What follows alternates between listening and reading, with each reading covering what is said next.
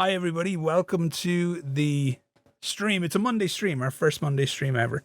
And today I'm joined by Taylor from Creaturecaster, who is here to talk to us about the Great Hunger, which is the project they are releasing with and for Trench Crusade. Taylor, how are you doing? Thank you so much for joining. Doing great. Thanks for having me here. Alrighty, so we've got some people in the chat who are eager for insight, basically, from talking to them in the Discord into how these kind of projects come together. What is it that made you guys at Creaturecaster look at Trench Crusade and think that's somewhere we can explore our creativity with and have some fun and do a good product? I mean, we're creature casters, so this is kind of what we do. I guess what really sort of caught my attention was I'd been following Trench Crusade for a little bit longer than a little bit longer before the Kickstarter started. Then when the Kickstarter started, I started, keeping an eye on it. And then eventually what happened was I saw that Jamie from Factory Fortress put that he was looking for partners who wanted to get involved, licensing out the Trench Crusade brand, and I immediately jumped on board. I'm a bit of a sick puppy. I'm a horror fan, and I've been a big fan of Mike's work for a long time, and thought it'd be a great opportunity. So you're the person who did the lore. Yeah. Yeah. So explain yourself. Listen, don't you judge me. I see what makes you people cheer. Yeah, that's true. A lot of people, there was a lot of feedback when the lore kind of first got out there. The individual details of the horror really stuck with people. I had people telling me they had to kind of stop watching the video, even though I was really just describing things. I'll be honest with you, and I know you were reading exactly what I said to you. I had to take a break, and I wrote the shit. So I was listening to you. It's different when you're writing it. It doesn't feel that bad, right? Like, it doesn't feel that horrible. And then listening to you repeat the words that I'd written down, it gave me pause, dude. Yeah, it's like hearing this from somebody else, maybe there is something wrong with me. Well, I'll tell you a story, all right? And this happened just very recently, Friday, in fact. So my mom, she doesn't drive anymore, so she needed a ride to different errands.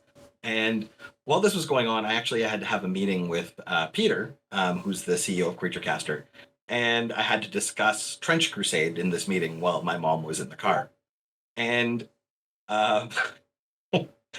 she did mutter the words "Jesus fucking Christ" under her breath a few times, and did ask me why I was like this. And I think a big part of that is when I was younger, she gave me free reign at Blockbuster to rent whatever I wanted as a child, and I think this is just that coming to roost. Yeah, like you very purposefully leaned into the visceral horror, almost like what's the worst person that can, at least within literature, within entertainment, what's the worst person that something bad can happen to, that can become infected, that can become ill? That's the expectant mother. Yeah, exactly. which you went quite a bit with the old man of God hag. Yeah, that was a choice. I don't know. There's also there's something. So there's something that's really. I have a daughter, right? And there's just something really scary about something happening to your wife or a mother, right, with a child, right? It's just there's something a little more visceral about it. And then when that was really, and that really kind of just resonated with me. And it happens in a lot of movies. Like if you look at Rosemary's Baby, that was a big, it goes through your mind. Like that movie really resonates with a lot of people. But I think the most horrific one for me was there's the remake of Dawn of the Dead, right? And remember there's the lady and she's pregnant with a zombie baby because she got bit. Yeah, Like Mackay that really Pfeiffer's stuck with zombie baby. yeah, like that was like, but even like the thought of her being a zombie, well, she was, like when they had to strap her down and then like it, like that whole scene, like it really resonated with me, and that was in my 20s, I want to say, when that came out. And I mean, so I was well past the age of being like scarred as a child or a teenager, right? It was a different sort of scarring, right? Where you see like this pregnant zombie being strapped down and they're, trying to, you know, she has to give birth, and it was just and so that image kind of really stuck with me, and that was really what I think started the whole idea of the Madagot hag Yeah. in general. Yeah. Yeah, no, like yeah, even chat now is letting us know that it was definitely something that resonated with them too, um, which is quite interesting. It also helped you, I think, explore something interesting and horrific creatively, and also helped solve the little problem where separating the strain of the Great Hunger from the rest of the Black Grail, that's probably Yes. that's the hinge, I guess, design point for how everything's going to look, how everything's going to play. So how did you approach that? How did you settle in on trying to make your Black Grail different? Well, so I guess we'll start from the start, right? Was after I reached out to Jamie and we were talking. Um, I didn't really have an idea for a faction. I just stated that I want in on this. How could we collaborate?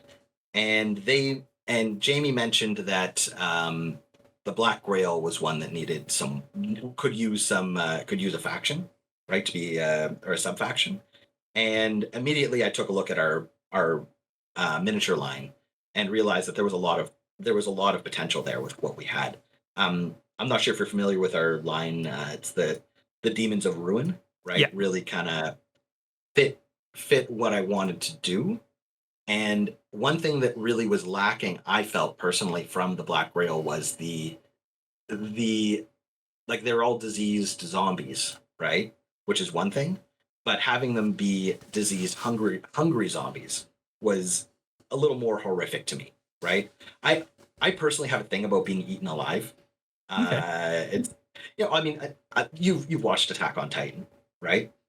Yeah, the first episode I think was, I remember myself and my wife sat down, we watched the first episode, and it was me getting shouted at for 20 minutes while some dude watched his mother get eaten, and I was like, yeah, I'm gonna watch all of this. Yeah. So I mean, but the idea of being eaten alive like that is just horrifying, and they don't pull any punches, man. Like the guy goes in the mouth, the bite, the arm falls out, like, and it really stuck with me. And I'm like, well, how could we incorporate that kind of horror into Trench Crusade? And that's where kind of the Great Hunger sort of started.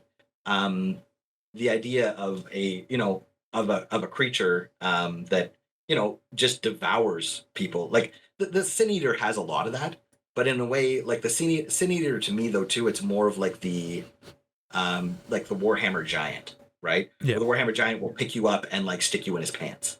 You know what I mean? And then your character's stuck in his pants the whole time. It felt that way. Like it didn't have the same sort of visceral horror as being devoured, right, on the battlefield. And that's where I was kind of started with the Great Hunger, and it just sort of naturally progressed from there, right? Yeah, I'm not. I've always been worried about animals, like being attacked by an animal or a particularly like strong or powerful dog or something like that is definitely one of the things that I'm like, okay, that's a little primal for me. That's a little lizard brain, that fear. Yeah. But I definitely get it with the, like, if you had to pick, well, if I personally had to pick between how I was going out to the Black Grail, I would definitely not pick being chewed to death by something. Yeah. Something on their team eating you until you're dead is definitely not the top of my list. Yeah. So Yeah. somebody actually asked in the chat just there if the Madagot Hag was going to be based on the Bile Witch of Ruin. Yeah. So as someone asked this question to me the other day, right? And it might have been at Adepticon, I'm not entirely sure. But someone brought up, are the creature caster current sculpts going to be brought into the Trench Crusade lore, or the Trench Crusade, the design, right? And I mean, I'm not the art director, so just to be clear on that. But I'm the writer, but so when you have a team of sculptors and you have a team of assets, right? They have a certain way of sculpting. They have a certain amount of assets they work with. So there are, of course, going to be elements that are reused, right, in almost every sculpt. When you're doing a fully original sculpt, that is very time consuming and very hard to do, right? Like to do an original sculpt every time. So I mean, you have a library of assets that you reuse. Um, so is the Matagot Hag going to be based on the Bile Witch? No. But with that being said, at the same time, when I was envisioning the Matagot Hag, I was referencing the Bile Witch concept art. Does that make sense? Yeah. So, I mean, is it going to be an original sculpt? Yes. And I mean, it's going to be pretty cool. So the Matagot Hag, and I was telling people this at Adepticon, and in the lore, she's being carried above her head by a bunch of thralls. And that's going to be reflected in the model. So you're going to have a pregnant, bursting open hag being held aloft by Grail thralls, right? And she's going to be giving birth as she's being carried. Nice and gross, might I add. Yeah. Yeah, it is. I mean, but yeah, so I mean the Bile Witch is definitely one of our most underutilized models, I think, in our range. So I would like to see elements of the Bile Witch get used into the model. Plus, people can do whatever they want, right? It's a mini agnostic game. If you see something that truly inspires you to think, oh, that would be disgusting in conjunction with the Great Hunger line, they can just work it in very easily. Yeah, exactly. I mean, I tell people all the time when they say, "Well, can I use your minis for this, or can I use your minis for this?" And I'm just like, I'm not going to call the Pinkertons. You do what you want. Yeah, like, these miniatures are yours, man. Once you pay for them, I don't care what you do with them. I'm not going to call the Pinkertons. Who are we? Watsy? Yeah, that's right. Right.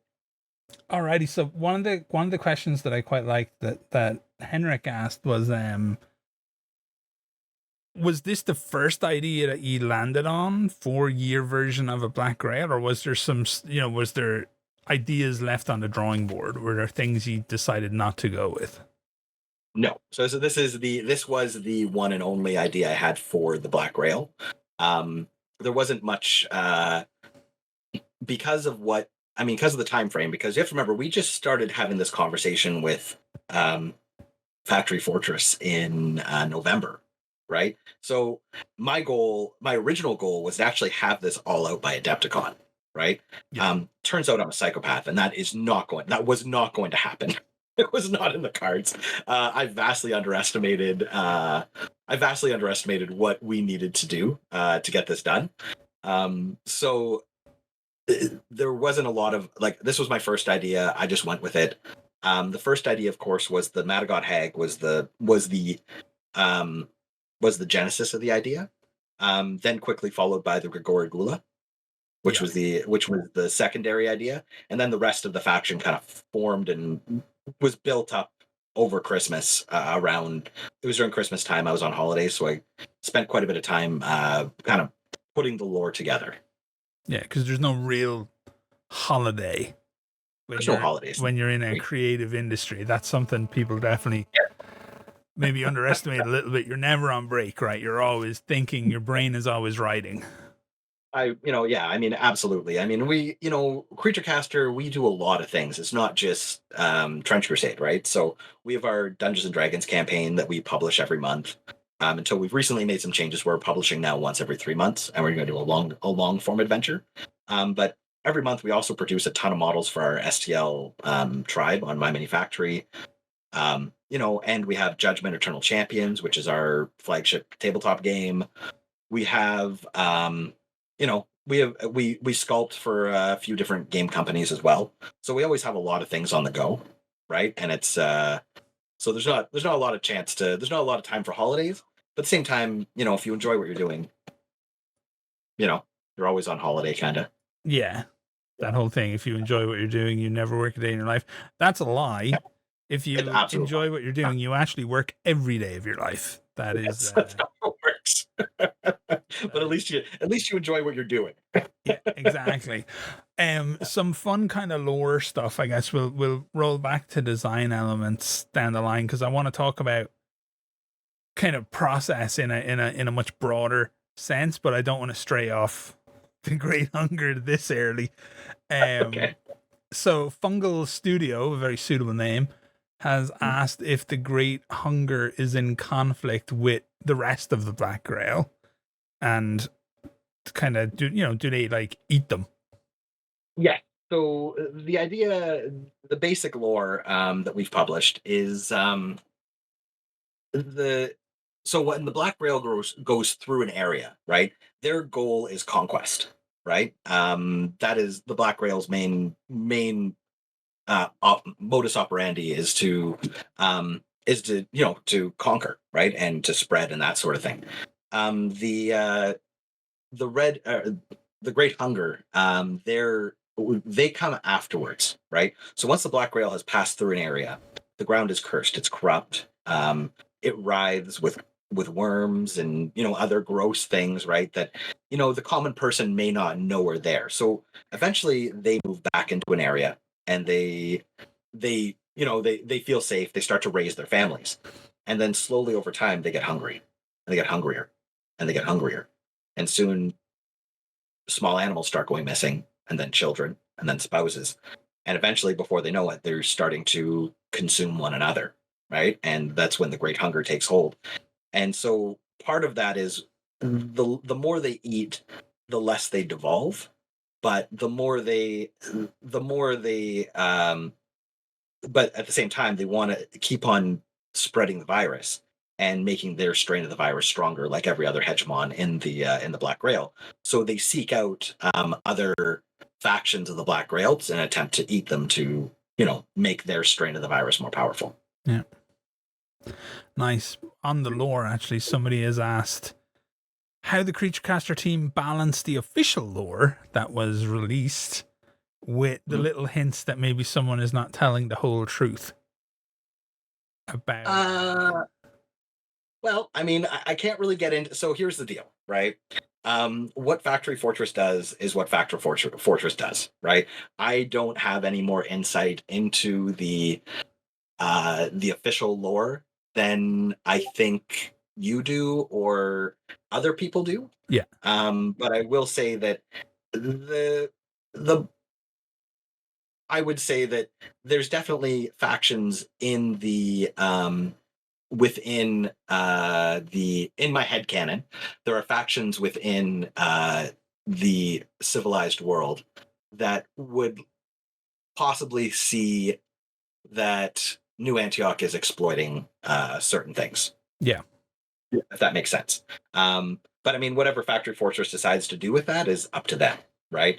What we publish is official lore by sanctioned by Thomas and those guys.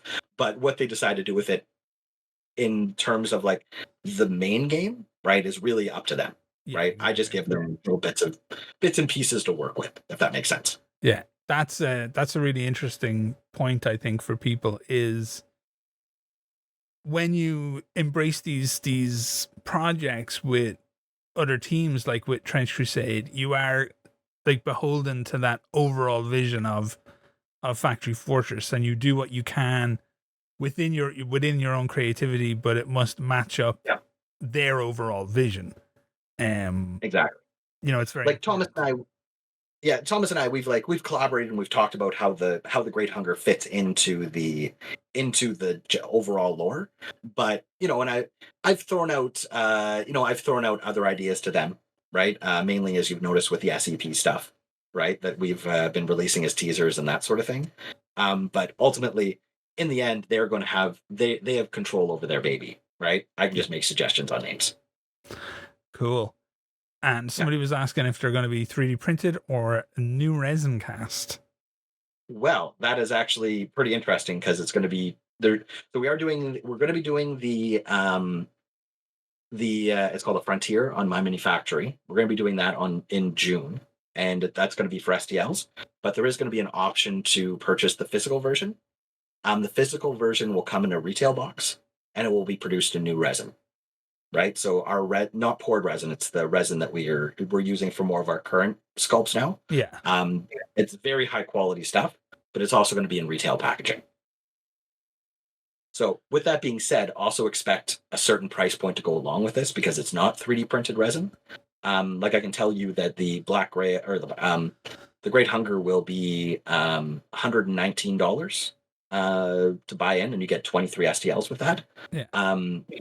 For the physical version, I haven't worked out the final price, but I would definitely expect like it to cost as much as a GW, like a GW army box. Right? Because that's just. Did I read correctly that you're going to be doing a kind of a warband level, Yeah, and then an all in, and will that apply to the physical too?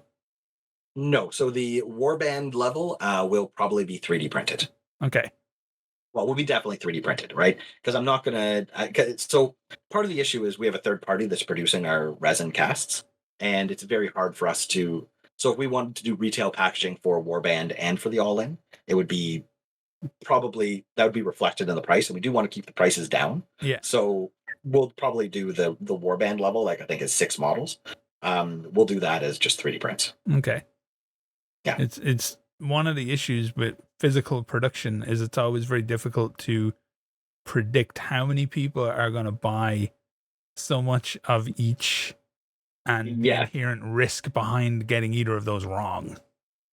Well, and like, so we have a minimum order value. We have more minimum order quantity as well that we have to do, right? So ultimately the minimum order quantity for the physical is going to be 500, right? For the boxes. So now I'm pretty confident that we're going to get 500 people that want the physical boxes, right? But, then we have to then we have to figure out, how much we're going to do. And then when it goes in, and then there's production times involved, there's shipping times involved, all that sort of thing. It's not just super cut and dry. Yeah. But like my main focus is going to be pushing the STL versions of the models.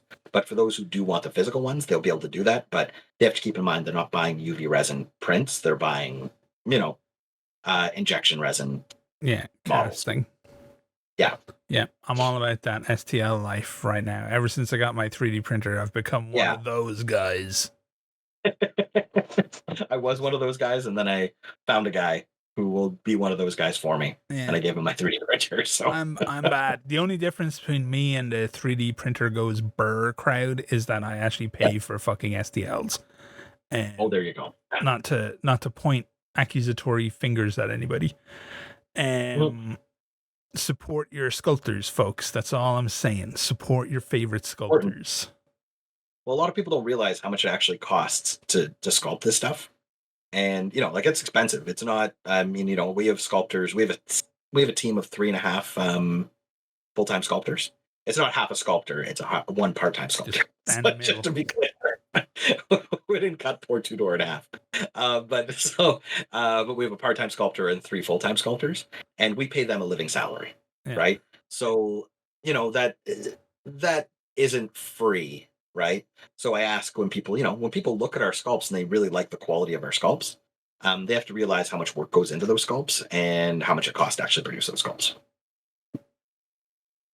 Yep, exactly. Any hints on unique war gear or glory items? I knew people would start hitting us up about rules and things like that. It was always going to happen. People want to know when are they going to get to see the rules. Well, people have to. So the rules are still being play tested, right? So, I'm very leery to talk about final rules, right? Yeah. Like I can give some hints and that sort of stuff, but anything I say you have to take with a grain of salt right now because we're still in the play testing phase. It will be ready to go it'll be ready to go in July when you get the files. The rules will be cemented, right? As much as Trench Crusade, as much as a living rule book can be cemented. In place, but as for unique glory items, I will actually reveal this one because I spoke about it in the car with my mother on Friday, which was one of the things Alyssa responded was the essence of a Madagot, which is a preserved. Yeah, it is the preserved womb of a Madagot hag that an elite model can consume on the battlefield as a risky action. And give birth to a Grail thrall. It sounds risky. Yeah. God damn. That's what my Okay. mom said. There you go. Now you have your gross answers. I knew the answer would be gross. I don't even know why I asked the question. I don't know. I don't know. I mean, this is where we're here, right? The answer was To always quote my wife, "Why are you like this?" okay. I've got some questions here from Dark Loser from I hate calling him Dark Loser because he's actually a really nice guy. From the Discord. So Okay. I think we kind of touched on the first one, which was basically what it was that inspired you into doing the Black Grail variant, Yeah. but that was almost down to it was wide open. It was right there. Yeah. Yeah. Yeah. Alrighty. Do you only plan? Well, yeah, there will be rules. Will there be a rule book? There you go. Will there be like a rule book with nice art and things like that, or will it just like fall into the overall TC rulebook? Because I'm a sucker for punishment and I can't help myself. Yes, I will be designing a rule book. Nice. A rule booklet. Yes. With Okay. art, with photos, with those really cool. I think they're really cool. My newest hobby, where I take our miniatures and put them into World War One backgrounds and make it look like the photo was taken by a potato. Yeah. Full of those. I love those ones. Nice. I like them too. Will there be things like scenarios and additional lore in the Yes. rulebook, or is there Absolutely. additional? This is the first time learning of this. Come on, brother, you got to keep me up to date here. Sorry, yeah, of course. I'm gonna have scenarios in there. I haven't designed this. I have some scenarios like laid out. I haven't run them past the Factory Fortress team yet. I don't even know if I have to run them past the Factory Fortress team. Yeah. But I have some scenarios laid out. I got to write them out. But I think there's some pretty cool ones. One of them is going to be taking place in basically you're caught in the middle of a New Antioch purge of a town, and you have to conduct the battle while having mortar strikes going off all over the battlefield. Nice. I don't know why I'm bringing this up, but like I was sitting around thinking of my own, what would I do with Black Grail as a faction, and I would actually try and like figure out a way to turn the environment Black Grail-y.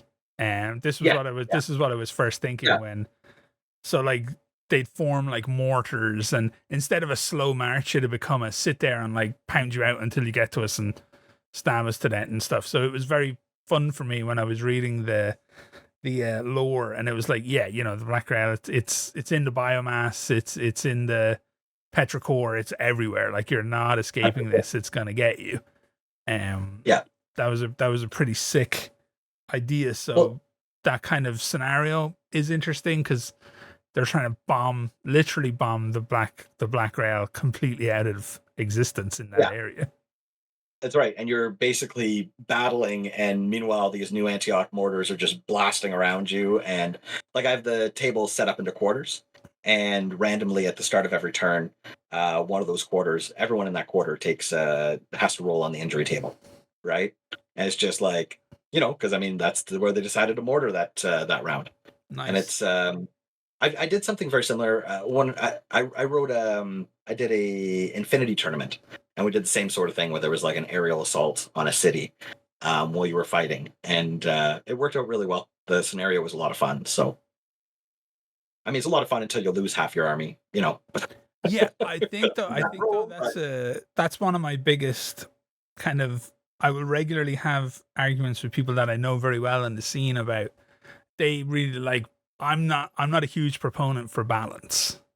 Mm-hmm. Mm-hmm. I understand it's important to have a degree of balance in games, right? Yeah. Everything needs to be viable. Overall, broadly, everything needs to be viable. But I don't mind if a faction I play is just plain weak against one specific other faction. I'm good with it. Yeah. I'm more narrative minded. I always tell people I'd rather lose a fun game than win a bad one. Absolutely. And that's what I was just about to say. You know, it's much better to, you know, like I've been playing war games for a long time. And, you know, sometimes I just do the thing that my opponent wants me to do because it'd be really fun for them. Right. Like a good example is, again, I'll bring up Infinity. You know, if I got a tag and which is a big giant robot. For those who don't know what Infinity is, my opponent's got a big robot, and he moves his robot up, and I know he wants to have a robot jocks. We're gonna have a robot jocks. Like, I'm gonna do it. Now, is it smarter for me to stand back and blast him with a machine gun? Of course. But you know what's cool? Punching another robot in the face and seeing who wins. Right? Yeah, exactly. I was playing a game.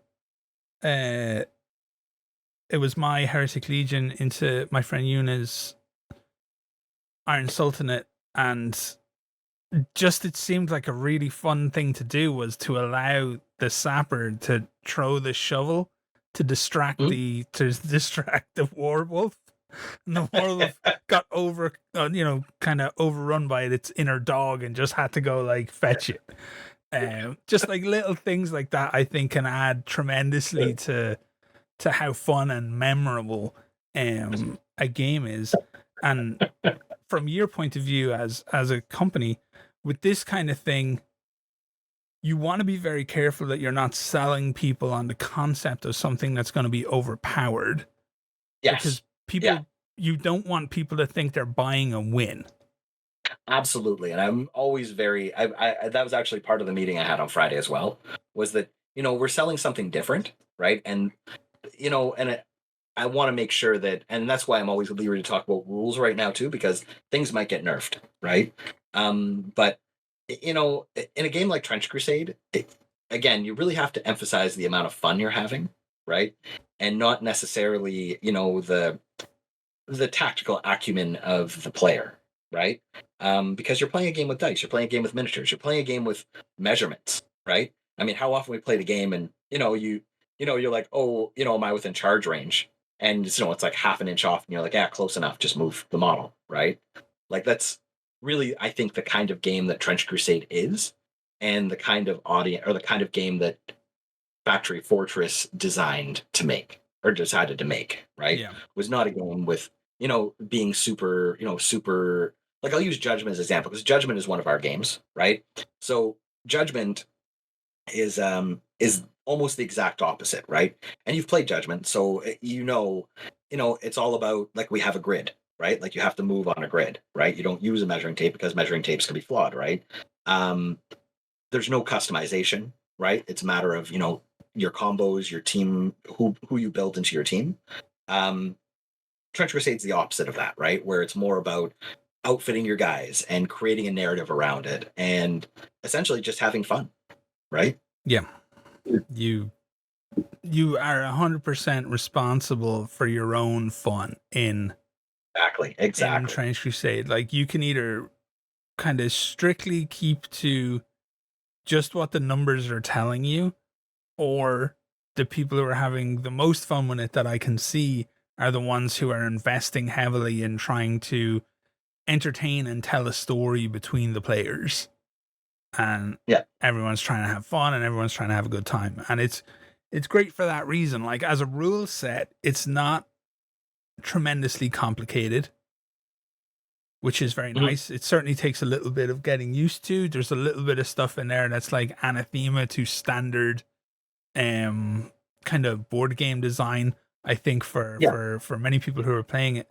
But ultimately it's designed to move fast and allow you to act and react to each other while having a good time. There's a lot of stuffy games out there right now. Stuffy game design, kind of a wanky thing to say, but game design became a very intellectual pursuit for game designers instead of something that was kind of focusing on fun. It started to focus a lot on math. Yes, yeah. And math can be fun, but I mean, I think, and I'm speaking for most of us, right? I mean, by most of us, I mean people our age, right? Because we are the Gen X millennial, merging point, and a lot of us remember we got into games with the concept of fun and not necessarily balance, right?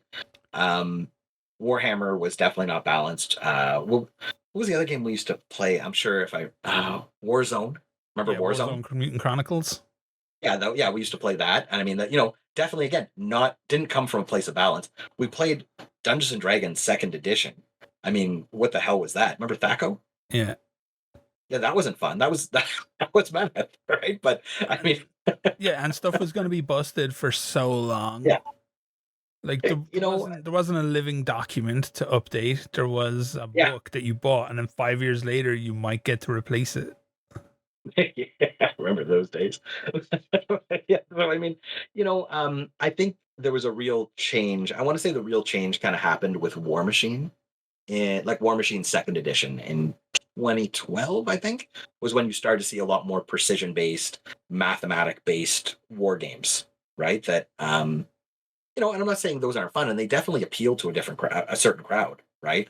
I mean, I'm not going to yuck somebody's yum, but but I mean, Trench Crusade is definitely a game that I think, is really, really designed for the hobbyists and the hobbyists, Yeah. right?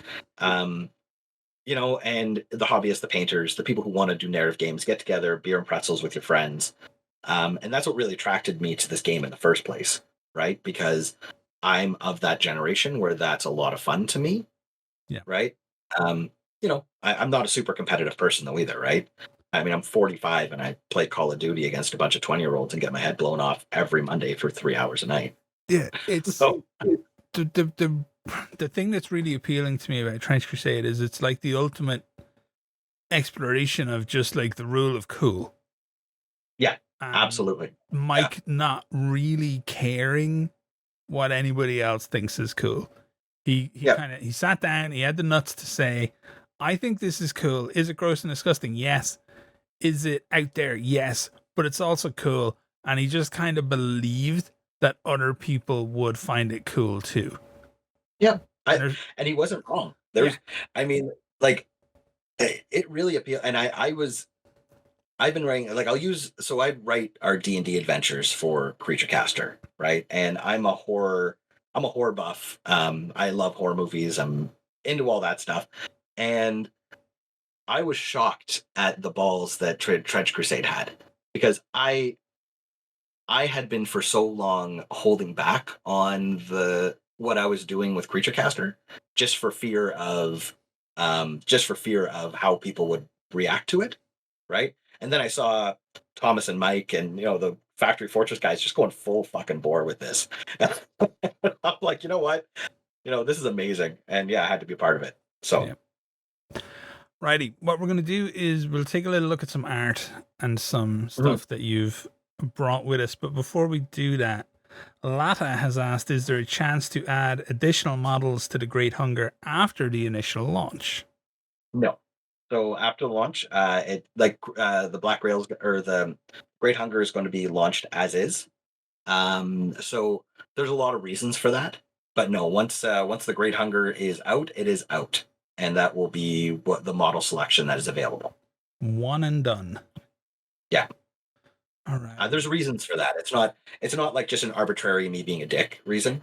It has to do with that's business stuff, right? Yeah, every other So product that you work on will need, like, it's not like you just get to stop and sit there and wait to do more Black Grail. yeah. There's always the next thing.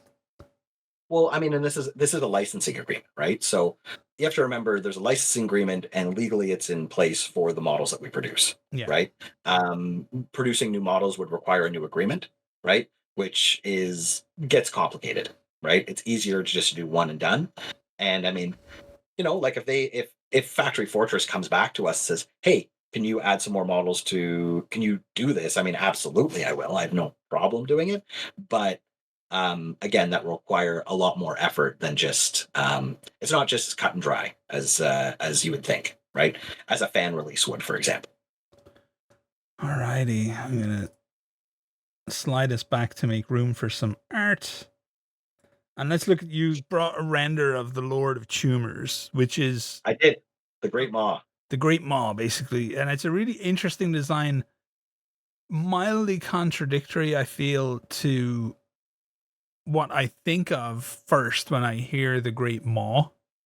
Mm-hmm. But then the more I look at it, the more I actually really like what I'm seeing, which is this biopunk almost creature. Yeah. He's interesting. I mean, he's called the Great Maw. You don't know what's under that gas mask, Yeah. right? So I mean, he's the Great Maw, but I mean, he's wearing a gas mask right now. But I mean, I have actually. So I started painting mine last night. Hold it up to the camera here. He's actually. Let's see if I can put the light on here real quick. He's actually really cool. Yeah. Keep in mind, it's just a base coat. Don't judge me. But yeah, he's pretty rad looking model. I really like it. So, but yeah, he's got he's got that really awesome the really mean looking bayonet on there. He's got an axe.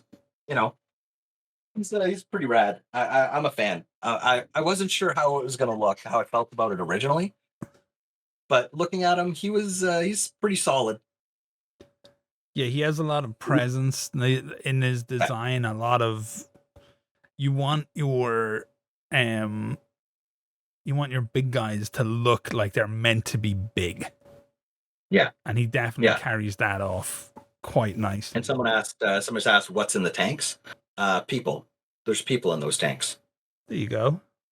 Yeah, like dead people. People slushy, mushy people. Yeah. Oh, there we go. Yeah, mushy people in there. That's how he just keep on eating, right? He sucks it all in through the hose in his mouth. People soup. Yeah, that's right. That is quite gross. Alrighty, let's have a look at some concept art for the Butcher Knight. As soon as I can get it to pop up. I really like the Butcher Knight. This is, I think, out of all the stuff that you've shown me so far, the Butcher Knight, I think, is my favorite because it's such a counter to the Plague Knight as it currently exists. Yeah. Like the current Plague Knight is a kind of a spindly, delicate, dancer-esque. Yeah. This guy's just I always like the big, chunky, swing and kill guys. Yeah, he is definitely one of my favorite. I just when I saw him, I'm just like, oh yeah, because originally we were actually just going to go with Plague Knights, right? And then I saw that, and I was talking to Peter, and I said, yeah, maybe we should call them the Butcher Knights, because that's yeah, because he's got that cleaver. We're gonna try to do some alternate parts with these guys as well. So I know that there's a variant so I think the model I have currently in the test model is he's got a cleaver and a sword in one hand, but we have a variant where he's holding a shield. I want to create some head variants. So he's got different heads. One of them want to be a salad helm that's on his head. But yeah, he's definitely, and the other one too, there's another one. I didn't share the concept art yet because it's not finished, but he's carrying what it looks like to be an infested rifle, and it looks pretty awesome.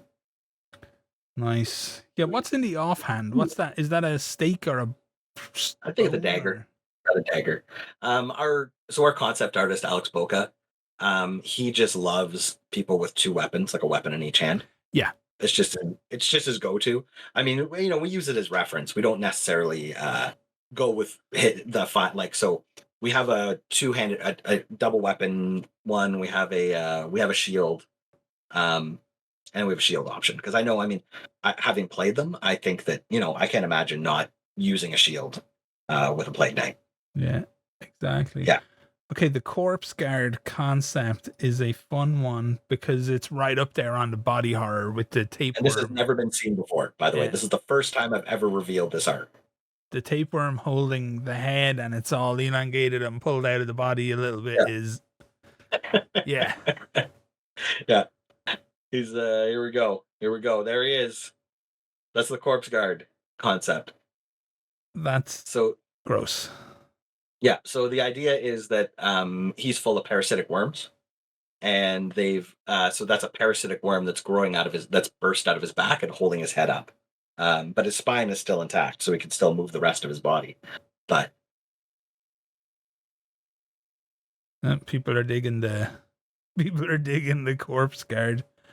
Yeah, I think it's really suitable too because just the rules of a Corpse Guard in general are that you just eat a huge amount of damage on, so you can see the tapeworm just getting blasted away or whatever. It just grows back and continues. Yeah, well, you can see there's other worms too that are in his belly and coming out of his belly and stuff. So he's just full of these worms. that are, there just to be a flesh shield. That's fantastic. Someone that SpongeBob just asked was a bunch of dual wielders, and yes, but there will also be some ranged models and a lot of shields, like weapons and shields. Yeah, shields are good. And the last one will be the fly thrall concept. This is the last one that I loaded up. This is actually one of my favorites. For a lowly fly thrall, I love Yeah. It's kind of really scary. Like, it's very scary looking. I really like the fly thralls. When I saw the concept for them, I'm like, yeah, that's awesome. Like, they're just very different than what I imagined would happen. I think fly thralls, when used correctly, are very powerful. Mm-hmm. So having miniatures that like reflect that kind of presence on the field, I think is really dope. Yeah, and I mean, as you can see too, like it's sort of there's still the parasitic worms in him as well. Like we're carrying that parasitic worm theme out. But this is sort of like the parasitic worm is like evolved, encapsulated his head, grown wings. Yeah. Yeah. There was we went through a few iterations. One of my original ideas was just like a person being like just kind of like a person, but it was only like half of their body and it was being carried around by a bunch of flies was the other option, which I thought was kind of cool, but it was very complicated in terms of execution. Yeah. This is much cleaner on the field as well. Looks a lot. Yeah. Yeah, it looks nice. So, yeah. It'll print neat. Yeah, I think so. It's going to have, and we have 3 variants on this as well, too. So, I mean, we're going to have, like, the box set is going to include Lord of Tumors, Madagot Hag, the Grigori Gula, 2 butchers, 2 butcher knights, 2 or 3 corpse guard, 3 grail thralls, 3 fly thralls, 4 heralds, and I think that's it. Nice. That's 23 models, I think. Yeah, so nice we might do a Sin Eater in there as well. I think we have plans to do a Sin Eater as well. Oh, a Sin Eater alternate. I think a lot of people would dig it. Yeah. Not everyone's into the Baswo style of the current one, I feel.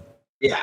So we're thinking of doing I think it's on the rosters to do a Sin Eater variant sculpt. We won't do alternate Sin Eater rules though. Yeah, it'll just be the same old Mark. Yeah. He'll just be a Sin Eater, but he's a Great Hunger Sin Eater. Alrighty. Are these only? Oh, you got the Grigori Gula as well. STLs as well. Yeah, Dabs. There'll be STLs. In a My Mini Factory Frontier campaign to start with, and then I assume just like broad availability after that. Yes. Yeah. So we're gonna have the STLs available and the physical box available in the Frontier. And then we're looking at getting the physical box into retail stores, and the STLs will be available individually on our My Mini Factory page. People are always trying to sneak in little rules questions. We're not going to answer rules questions, unfortunately. I mean, again, I could give rules. Rules. If they have rules questions, I can answer them, but I can't because we don't really have the finished rules. I don't have them finalized, right? I'll tell you what. When the rules are done and good to go public, I will do my very best to have Taylor return and try and get Tuomas in on that for a little duo chat. Could definitely. I'm sure Thomas would love to do that too. So yeah, that'd be good fun, and it'll help people to kind of, you can maybe take the opportunity to ask some questions about the process of design. I love in between things. We're actually in the most interesting part of the entire Great Hunger now for me, because the 2 big things are the announcement and the release. I love the in-between moments. Yeah. What's occurring because that's where it's like a duck, right? That's where all the frantic paddling of the feet occurs. So this is the bit that's most exciting to me, because you'll have a kind of a fluctuating vision for how they will play on the board, because you could get back a bunch of rules test data that lets you know that, look, this one thing is just snowbally as hell. Like you can't do it in this iteration? Like, I can tell, like, what I can say is it's going to play very differently from the Black Grail that we currently have. The entire force revolves around the Matagod Hag. You have to have a Matagod Hag, and you have to protect her. If you don't protect her, your force is going to fall apart, right? So it's going to be all the rules that I've developed so far are leaning towards the idea that you're going to have a force that has to balance between rushing forward and causing as much havoc as you can, and hanging back and keeping the Matagod Hag safe. Nice. So that might answer some people's questions, I guess, of how it plays. It's not going to be a gun line. If you wanna play Black Grail with guns, look at Dirge. We're not redoing that. This is almost entirely melee force, right? Stephen asked, I didn't hear Grail Hounds listed in the box rundown. Will Great Hunger have those? Oh, Grail Hounds are in there. Oh yes. A gross version of Grail Hounds, might I add. They are particularly horrific, and I'm going to save those for another day. But I will tell you straight up, they are probably the most disturbing of all the models. Yeah, they make me uncomfortable. Other than pregnant women becoming Matagod Hags, is there any reason certain people become Butcher Knights or Great Maws rather than lower rungs of the ladder? Yeah, of course. I mean the Butcher Knights are those who prove themselves in battle, and they retain their sentience. Just like like the Plague Knights are the same sort of idea, right? With those who contracted the Black Grail virus, right? It's the same sort of idea, except the Butcher Knights take on more of a role of feeding the rest of the community. Community. Right? So their job is to go out, slaughter, and bring meat back for the rest of the community to devour. Nice. I thought that was really nice about the reason to leave out the amalgam was they just don't leave the meat around. They don't need them. Yeah, amalgams, they're not. So, I mean, from a rule standpoint, too, the amalgam doesn't really make sense because it's largely it's essentially like a gun carriage, right? And it doesn't fit with the theme, right? Yeah. It's being replaced by the Grigori Gula, which is a flying skirmisher, big tough flying skirmisher monster, right? It's not. And I think I sent you a picture of the Grigori Gula as well, the concept model. Yeah, that's been out for a minute. I might actually see if I can load. Yeah, I know it's been out since I had it at Adepticon, and I was showing that off. But this is not the final model. This is the proof of concept, right? And what we're doing. Where is?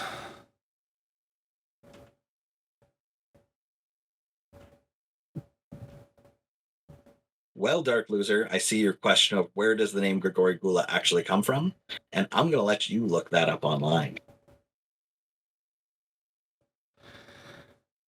It's Gregory Gula. Yeah. Famous chess player, I think we decided in the Creature Caster Discord. Yeah. There we go. Yeah, but like super dope model. Do you want to tell them about the pose joke? Oh yeah, sure. So actually, yeah, I guess I can. So this model is our proof of concept. It's not our final model. The pose was put together very hastily, and a very famous artist that I'm friends with commented that it looks like he stepped on a Lego. So once I finished painting this thing, I superimposed. I did a little bit of graphic design magic and put some Legos on the base. And I think the caption was him saying "God fucking damn it." Yeah, as he was walking across the Legos. But yeah, the actual pose is going to be very different from this one. This was just sort of the quickest pose we could put together because we were really strapped for time in getting a painted model out for Adepticon. Yeah, that's definitely one of the things I've learned in my. So I was aware of it very intimately, I think, in the video game space because I'm present in the video game space because of my work. But in the board game wargaming space, it's much the same. It's a constant balancing act of what needs to be done versus the time available Yeah. to do the thing. I like this has been evident since I've gotten in behind the scenes a little bit with, yourselves, Factory Fortress, Westphalia. It's all the same. Everybody's feeling that time pinch. It's the one thing Yeah. nobody has enough of. Oh, I don't know what I was thinking when I thought I could get this done for Adepticon. I have no idea. Like I thought, yeah, I'm gonna come back from Adepticon, launch the crowdfunding, it'll be great, right? And they were like, "Are you insane?" Yeah. But I also work at the speed of Taylor, so sometimes I forget that other people need to do things as well, right? Exactly. Speaking of Adepticon, let's segue. How was Adepticon? Well, it was pretty great. I mean, it's Adepticon's I think my favorite convention to attend. Um, there's just something about it that's more of a war game focus. But the nice thing is like you kind of get to know everybody there every year. It's always the same people going. So you see like there's people there, and I see them every year, and they come up to the booth and like, "Hey Taylor, how's it going? How's your year been?" And like they were, and I remember what I sold them last year, and we end up having conversations. They show me pictures of their painted models they bought the year before, and it's just a really good time. I mean, it's busy. It's really busy. And I'm not sure if you know this, but at Adepticon we also have our painting competition, which is called the Resin Beast. Yeah. It is one of the largest painting competitions in North America. Um, and more so because we offer $21,000 in cash prizes for this event. So people who win, they actually win a good chunk of money. And we actually had roughly 50% more submissions this year. And I will tell you, every submission that was put in there was a literal piece of art. It was a very, very, very hard judging process, just due to the quality of the pieces. It was phenomenal. We're gonna have more. We're gonna have more. We're gonna have more. Like if you go to the Resin B site, we're gonna be putting up all of the pieces this year. But yeah, we had. It was just phenomenal, like just phenomenal. And I mean, if you look at, we're gonna have a video that comes out as well. Tabletop Titans, a big shout out to them. They did our videography, Nice. and they're actually gonna be putting out a whole like Resin Beast video that you guys will be able to see. I've never talked to the Tabletop Titans guys at all, but I've watched their channel for a long time, and I really like their stuff. Right, they're the perfect great, channel for me. They're just super enthusiastic people who are really into the hobby and want to have fun. They're like that in real life, by the way. Nice. That's not an act. Like they are, like Adrian is actually like that. And I had the pleasure of having him behind the booth, like for 80% of Adepticon, him and his wife, and it was just a great time. They were taking photos of the models, and there was a bit of a misunderstanding this year because normally when we get we get our booth at Adepticon, we do 40 feet, right? But normally we do 40 feet, like 40 feet long. But because of the venue change and all this stuff, we ended up getting 20 feet by 20 feet. Yeah. Right. So we had to pack everything within a 20 foot by 20. And that includes like 5 big cabinets full of miniatures, our booth, our inventory, like, and we take a metric fuck ton of inventory with us to Adepticon. So we had to put all of that in there, plus the tables, and yeah, it was exciting, but it was good. We had a really good time. This might be a little too inside baseball and tell me to like fuck off if you don't want to answer. Absolutely. But you said you bring like a fuck ton of inventory with you. Obviously, the expectation there is that shit's gonna sell. Yeah. So Adepticon, are there any other shows like that where you're just thinking, they're very important on the balance sheet, or is it just Adepticon in that way? Just Adepticon. I will tell you straight up, we did Gen Con last year for the first time, and second time, and Gen Con brings in a fraction of what Adepticon does. Yeah. Adepticon, the spend per capita is wild. It's just wild. But I mean, a big part of that too is because you have wargamers, and wargamers go there to spend money. Yeah. Right. Like wargamers have a different threshold for expenditures than role players do, right? Or board gamers do, right? Yeah. Thanks Games Workshop, I guess. But when people go to, like, I've had people come to me at Adepticon, and I'm not going to name names because they might be watching and they might be But there are days where I have to tell them they've reached their spending limit and they can come back tomorrow and buy more if they want. Yeah, Right? and people will do that, right? People, it'll be their holiday. Like that's what they do. Yeah. I've had people they spend $1,200 at our booth, like no problem. They'll drop $1,200, and that's 1,200 American, right? You have to remember, I'm Canadian, right? And we have different. Canada's a bit of a different animal. I don't know if it's the same in Europe, but we have spending limits on our credit cards per day, right? Like No. you can't spend more than $1,000 on your credit card per day in Canada, without asking the bank if you can, right, or making like a clearance thing. Yeah. So yeah, I mean, yeah. So I mean, in the U.S., I don't think they have that. No, I think they just let you go crazy. They do. So Adepticon is just a wild time, man, where people, I mean, and I appreciate it. I mean, it's really nice that people show their appreciation, right? Because Adepticon is that's another thing about Adepticon. It's the one event where people come out and they show their appreciation for companies, Yeah. right?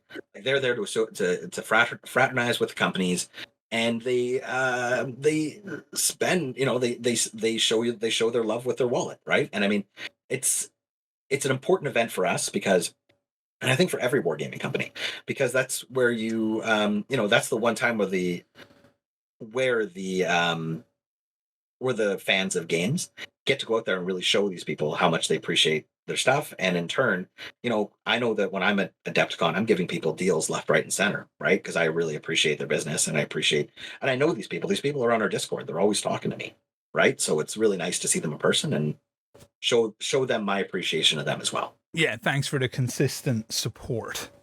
Exactly, right? I wouldn't be here without them. I've never been sad about Adepticon before because I've never gone. I've never there just wasn't something that lined up before I got like ill.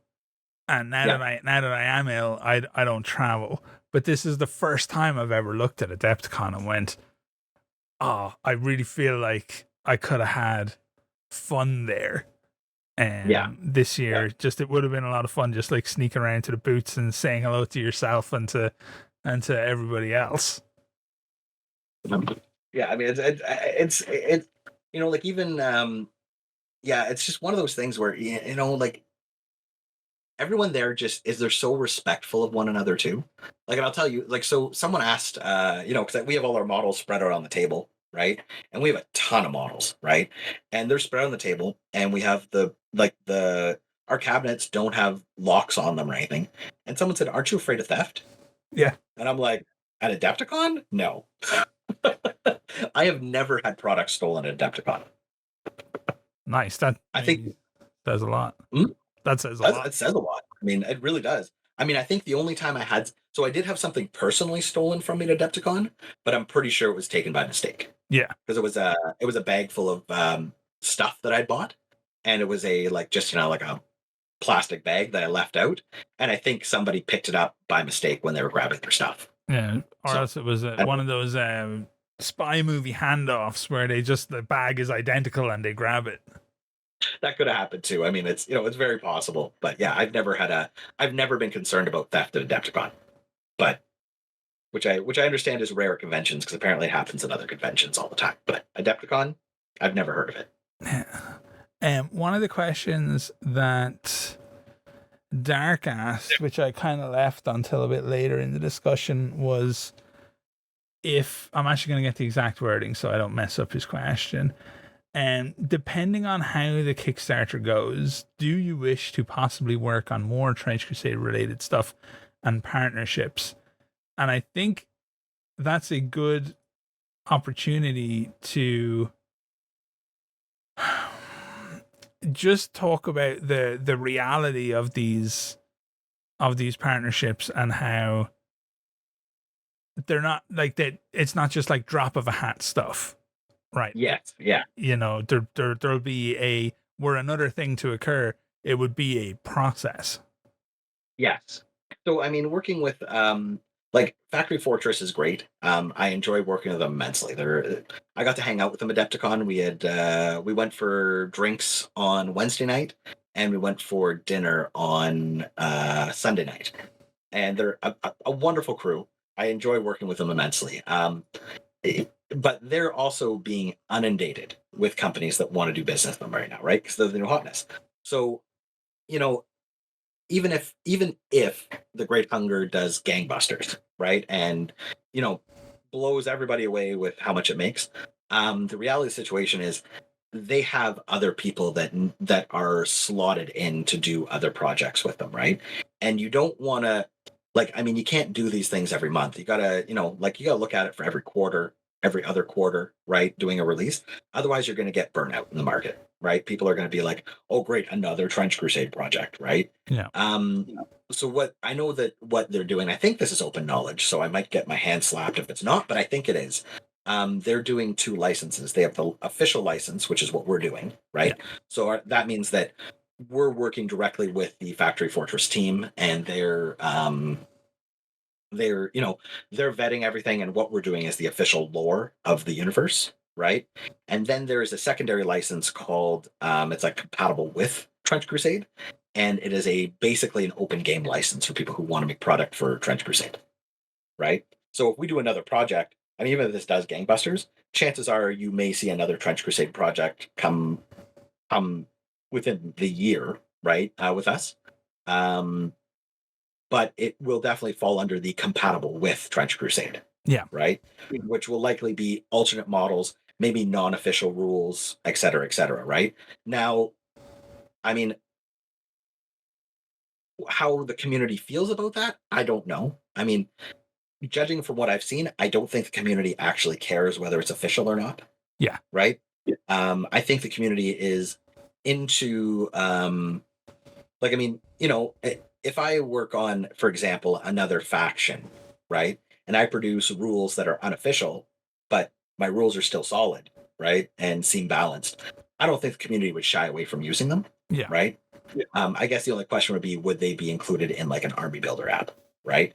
Which then would give them more legitimacy, I guess, right? I'm not sure exactly how they would work that, but that's just me just theory crafting. I'm not, again, I don't work for Factory Fortress. I got this is just based on speculation, right? If it were me, I'd just grease the palms of the guys who do the Army Builder app. I'd be like, "Yo, guys, put this in, will you?" Well, I mean, and there's something to be said about that, even if Factory Fortress does eventually come out with their own official Army Builder app, right?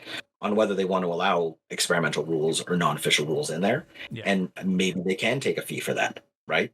To help pay for the app, right? Because you have to remember too, Factory Fortress isn't made of money, right? They made X amount of dollars on their Kickstarter, but in the big scheme of things, that's piss in the pot, man. Like, Yeah, that money wasn't know, free. There's the expectation of product. exactly. Like, and people think, oh my God, $6 million, that's a ton of money. It's actually not when you put things in perspective. $6 million doesn't get you that far in a business, Yeah. right?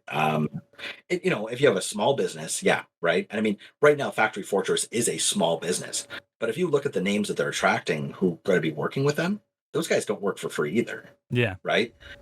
They cost money. They have families they need to feed as well. And then you have, there's a lot of overhead involved with producing miniatures in a physical format, because 3D printing miniatures on a mass scale is not feasible as a business model. It's just not, right? You can't, you can produce small batches of miniatures, but I think from what Trench Crusade actually sold in their Kickstarter is probably the upward ceiling of what is possible with 3D printers. Yeah. Mainly because you have a certain amount of printers, you have a certain amount of people doing the cleaning and all that sort of stuff. Eventually, it becomes unsustainable, right? Because you're paying more people and more people to keep on cleaning these models when you could be paying less to do like injection plastic, right? Especially injection plastic in China, right? Where it ends up being $100,000 for a mold, but then you're paying for pennies on the dollar for producing the sprues, right?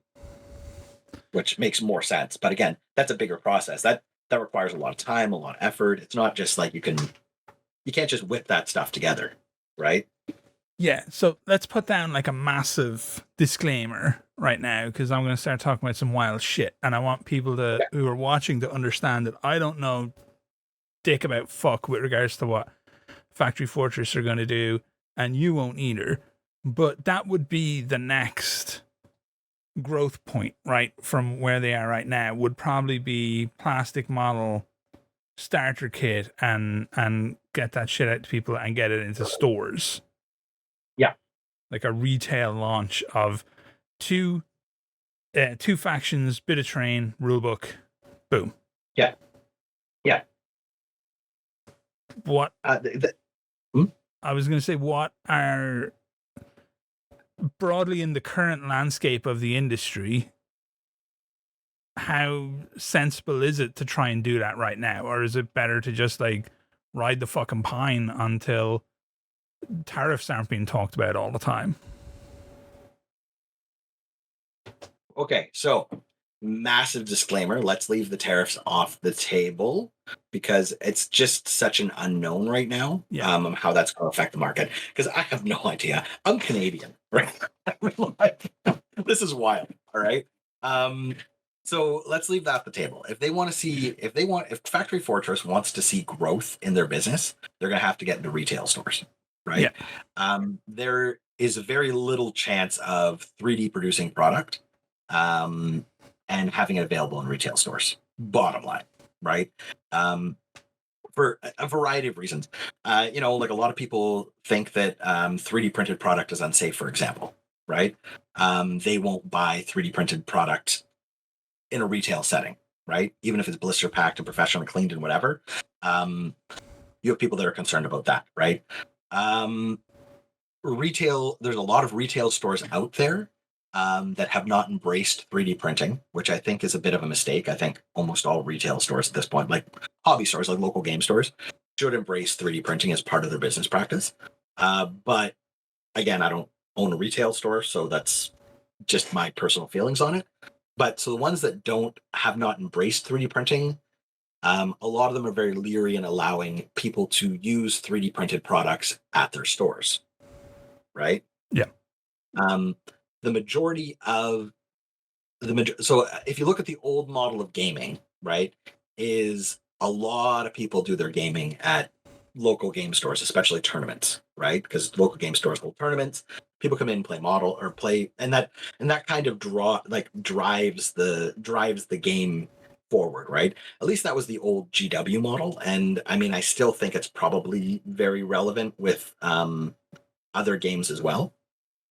So anyway, so with that being said, I think the only way for them to move forward is to get into retail stores, and the only way for them to get into retail stores successfully is probably through having a battle box of some sort, or like a battle box of like 2 war bands, a book, maybe some terrain, right?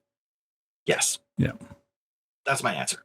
Okay. No, it's not. I find this stuff super interesting because I'm a fucking idiot, and I tell myself that like now is the time for someone like me, in the age of the internet, in the age of like it's very easy to get rule sets out there and STLs exist and all this kind of stuff. If you want to make something, now is the time to make it. There's probably never been a better moment in history for idiots to explore their creativity and come up with rule sets and come up with things that they want to do, just with regards to being, I'm not saying like create a successful product, but just to be creative. Yeah, I think we're in a bit of a golden age where people are looking for alternatives to Games Workshop games right now. I think Games Workshop has saturated a lot of the market with, I mean, especially so Games Workshop, especially with their new IP stuff, where they're putting out like video games and television shows and whatever, right? The market is getting really saturated with 40K, which is really great for Warhammer to get new players in, right?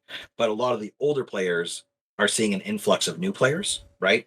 And are potentially looking at getting out, right? Yeah. For a variety of reasons. Whether they're old crotchety people or whatever, right? They're looking for alternatives, right? And a lot of them are roughly our age, right? And they kind of crave something a little more nostalgic, right, to what they started with, right? And I think that's really why Trench Crusade is so successful, right? Yeah. And I think that a lot of people who are playing Trench Crusade, not all of them, because I know there are a lot of people who are brand new that are just wanting to get into Trench Crusade, right? But I think a lot of them are our age who remember how fun it was to play Mordheim, right, back in the day, and see this kind of harkens back to a simpler time, right? When miniature gaming was fun and, you know, was heavy on fun, low on rules, right? Um, Dark Loser says it. Old people not liking all these youngsters on their lawn. Yeah, pretty I much. mean, that's not. I mean, that's not. I mean, I think that's normal, right? I mean, I don't think that is that is for that's unique to our generation, right? I think our parents' generation did the same thing, and their parents' generation did the same thing, right? When they were playing pool in their pool halls, and then all the young kids started coming into the pool halls, right? They started looking at getting pool tables in their house. Yeah, You know, I've started to understand and appreciate that. I used to think, because I grew up in a generation where our childhoods were analog and then our teenage years were digital, right? Because we were right there yeah, as the internet flipped the switch and became a yeah, thing that was in your house, not just a thing that was a plot line in a movie.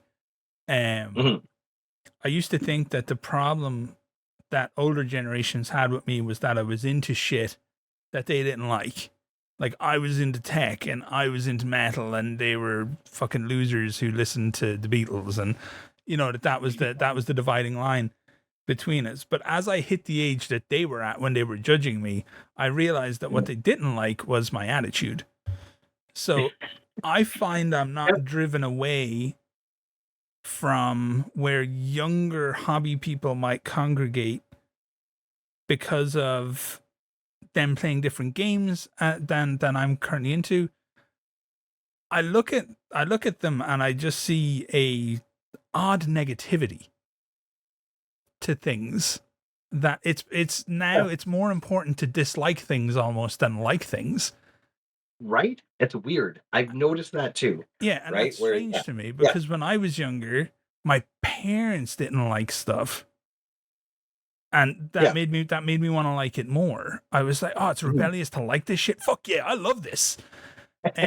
Now it's like I'm getting called a fucking old dork by young people Mhm. who are way too cool for school, and they're like, Yeah, "Nah, man, this is shit," and I'm like, "It's cool. It's lasers and robots or fucking witchcraft. What the fuck?" yeah, absolutely. I find it so weird, and you're so right with the younger generation. And I mean, look at us talking about this, like, and I'm sure this is going live, right? So I mean, I don't know Yeah, if I you're going to can't cut edit that. this out, and I do feel bad. I'm not tarring all young people No, with the same brush or anything I, here. I just mean like there's a bit of a sea change occurring where the value is being placed on almost how negative can you be sometimes yeah, towards I stuff. I mean, I think that's a real generality though, because like I'm looking at my local game store. So I teach a painting class once a month. There's roughly 20 people that join this paint class of all different stripes. And then we have, and I run the local game night at our local game store. And, we have like 20, 25 people come out those nights. And I'm looking at the younger people there, and they're not like that. And I think it just might just be on the internet, right? Is what I'm kind of hearing maybe. Yeah, Like maybe these people don't actually exist in real life, and maybe they just exist on the internet. It's something I hear fairly often these days, right? yeah, Because I don't that's it. actually see it. I never actually see younger people shitting on things, right? But I hear about it all the time on the internet. Does that make sense? Yes, and I'm trapped on the internet, being a weird, Yeah. chronically ill recluse. Yes. So I mean, I think when I'm looking at when I'm playing a game with them or teaching them how to paint models and stuff, I've never heard one of them say, "Oh, that's shit," or whatever, right? But when I'm on the internet and I'm looking on the internet, I see them saying this stuff all the time. It's wild. Yeah, It's weird. It's almost like there's like a Jekyll and Hyde when they're in person and then when they're online, right? yeah. Amanda's like 20 years from now. Back in my day when we played Trench Crusade, Oh and God, will I be alive 20 years from now? I don't know. yeah, that is one of the things that I like so much about Trench Crusade. Though there is like the community, I feel is a real strong point for the game. They're pretty positive and they're very open to new things. And I don't know why this made me laugh so much. It's nothing got to do with what we're talking about, but Arkin left a comment earlier. Oh my God, Scannerbarkly's voice is really like that.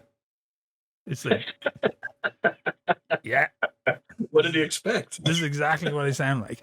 No, but like the community I feel is fantastic. There's so much painting, there's so much fan art, there's so much kit bashing.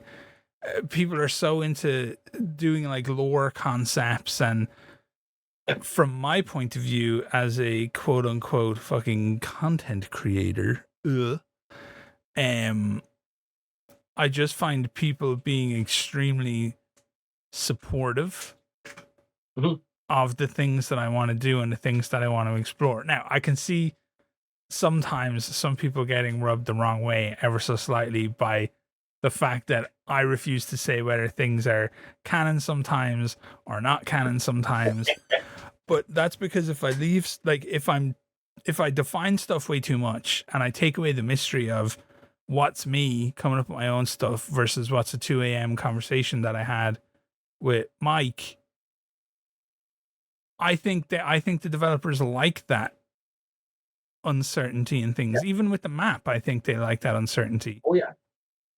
No, that's something I'm taking as well. So here, I'll use this as an example, right? If you look at the best horror movies out there, the best horror movies out there are the ones that don't explain why things are happening because it doesn't matter. Here's the thing, they're happening and you have to deal with the problem now. I think a really great example of that would be The Thing, right? Remember that movie, right? Where does the alien come from? Why is the alien doing what it's doing? Nobody knows. Nobody fucking cares, but it's killing everybody, right? And that is the same approach I'm taking with The Great Hunger. So, like, anyone who's looking for like concrete answers on why or how or what Beelzebub's plan is, I'm not going to answer that in the lore document, right? Like, straight up, not going to happen. Don't get your hopes up. And I've had conversations with other people in the Trench Crusade sphere, and that is also a major driver of Trench Crusade in general, right?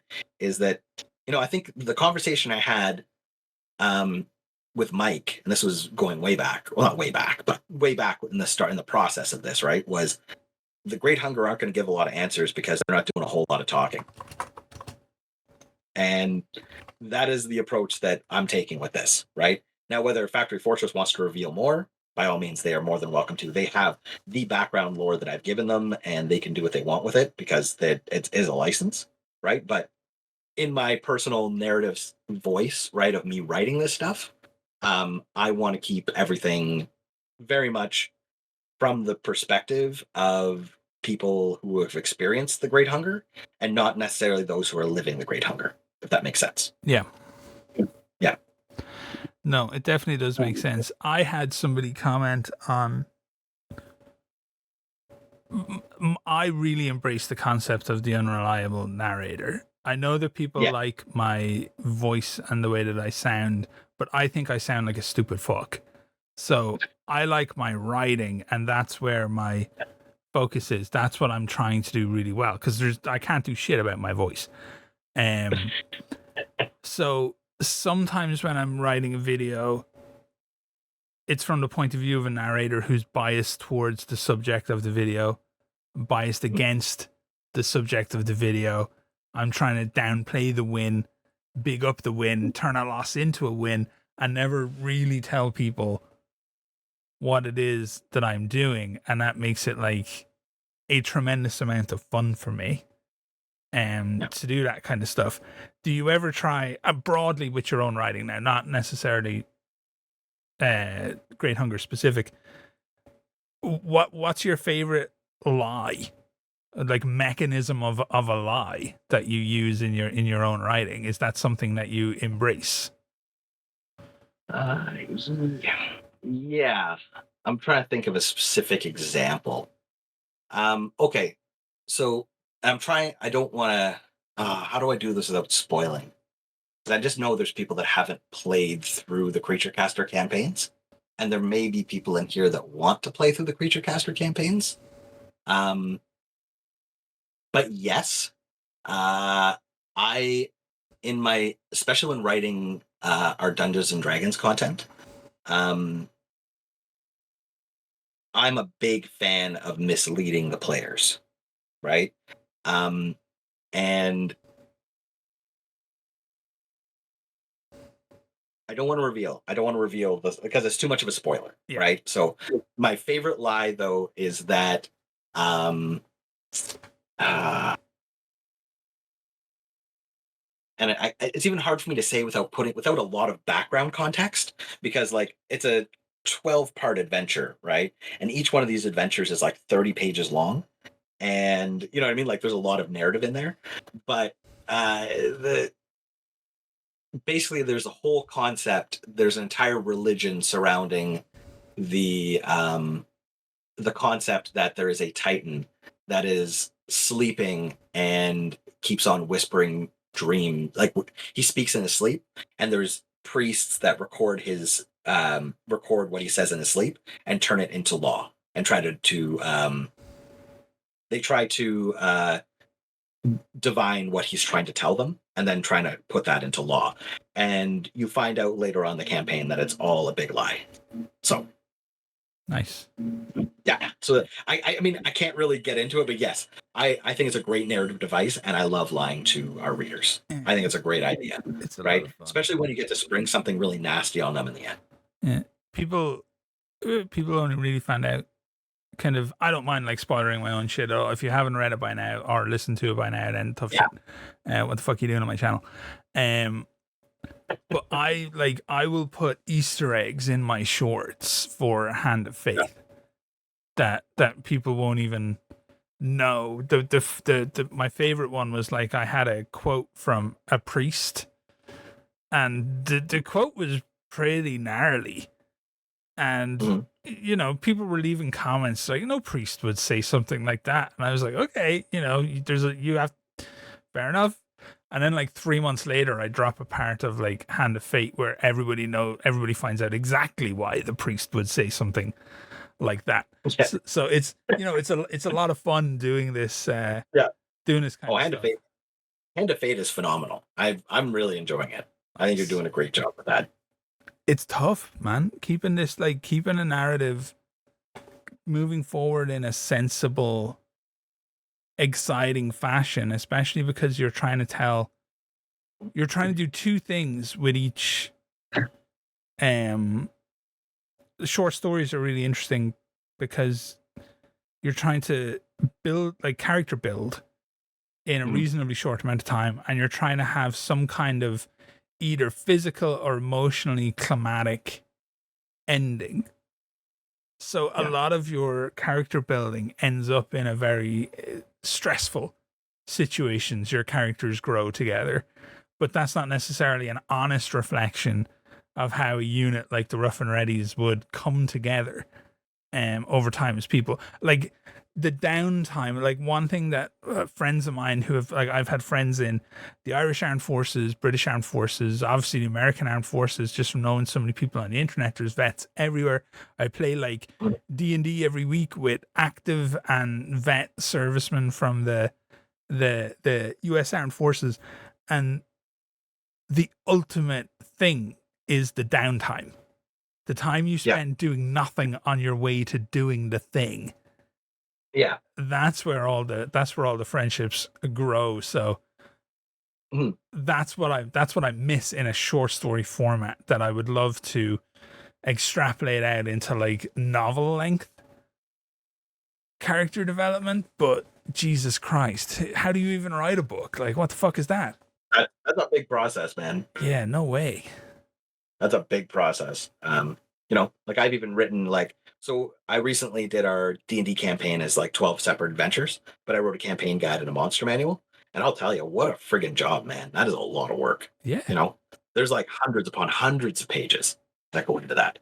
And it's just, yeah, it's a lot. But I mean, you're well on your way. I mean, I personally, I'm really enjoying those Hand of Fates, and I think they'd be great as a novel or a novella or something along those lines. Yeah, I'm loving writing them. It's so much fun. I think the next one's a swerve for people. I think people are really gonna like it. It's not what people think, because there's like, to drop a mild spoiler, I guess, that isn't a spoiler.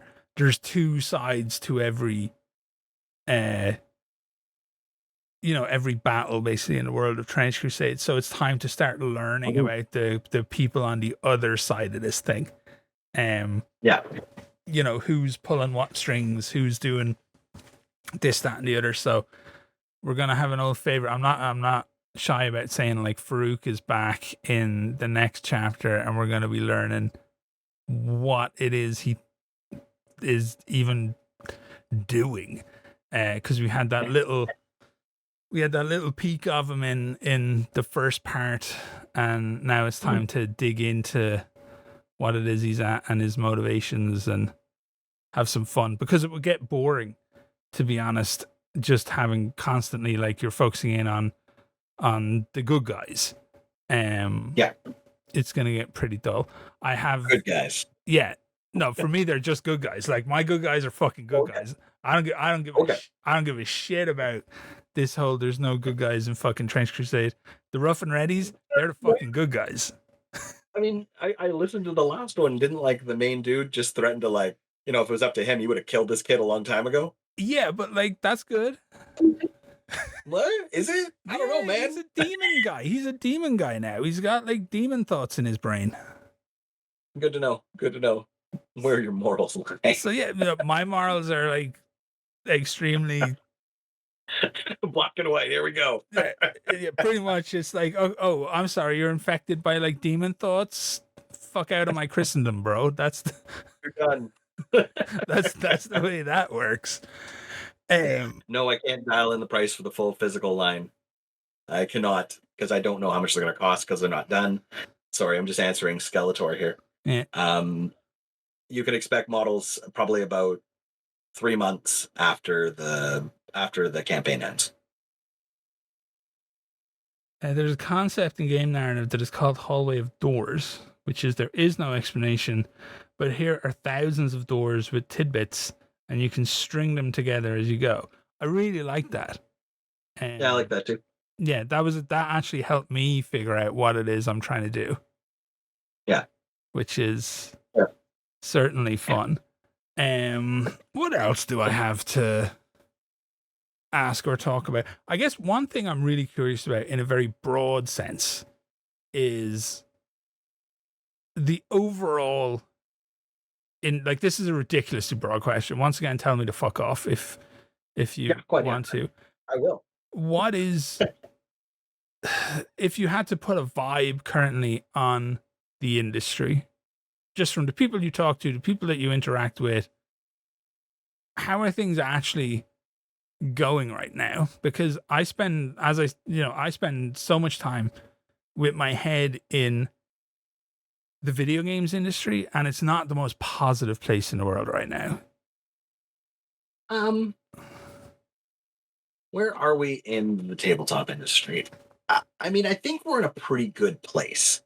In terms of sales, I mean, obviously sales are going to be a bit down, right, due to economic circumstances, right? Very recent. Like I'm expecting sales to be pretty bleak for the next few quarters. Now, will that impact the business as a whole? I'm not entirely sure. It really depends on where these people are located and where they acquire product from, given the whole tariff scenario. I think if you ask me, it depends on what aspect of the business, right? So the tabletop wargaming business, I don't think that's going to be affected that much, mainly because tabletop wargaming is a luxury product, and people tend to have less reins on their luxury products. If you know what I mean? Like if somebody wants something, they're gonna fucking get it, right? They'll find a way to put the money aside to get it if they really want it, right? And that's where I think most wargaming stuff lies.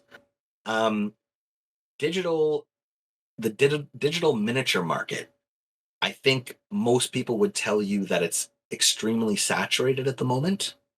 And it's saturated with a lot of mediocre product, if that makes sense, right?